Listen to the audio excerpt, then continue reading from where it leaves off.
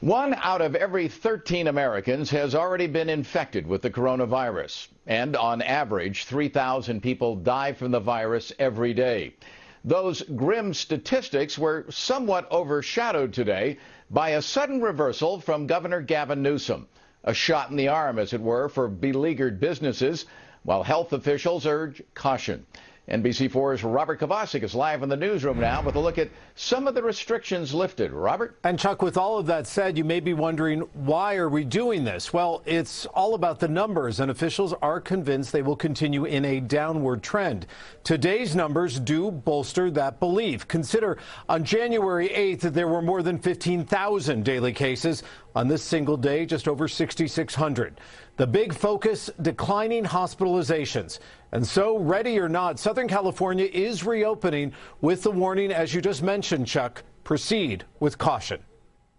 For many, the new year begins now. Outdoor fitness, outdoor faith, and come Friday, outdoor dining.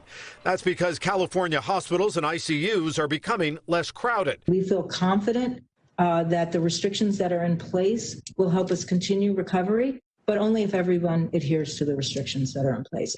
Go ahead and get your hair cut, get your nails done.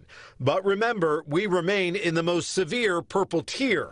That means restrictions remain. For instance, outdoor dining is limited to 50% capacity. Even with the decline in hospitalizations, hospitals across the county are caring for more COVID patients today than they were at earlier phases of the pandemic. Getting schools to reopen, another goal in Long Beach. I would love to get back into the classroom. I'd love to be able to have a safe environment for my students. Vaccinating educators is underway, including middle school teacher Paloma Torres. We have so many students at a middle school, at a high school.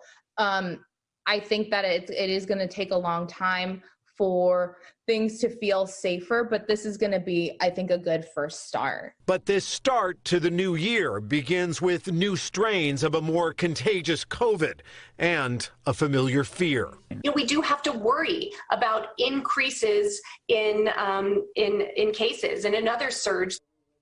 And with that said, the nation's first known COVID case from what's called the Brazil P1 variant has been found in Minnesota. A patient had just returned from Brazil. It comes as foreign travelers from Brazil, South Africa, the UK, and a long list of others are now barred from entering the United States due to the fear that these variants could cause a new explosion of cases all across the country and, of course, right here in Southern California. Up in our newsroom, I'm Robert Kovacik. Colleen.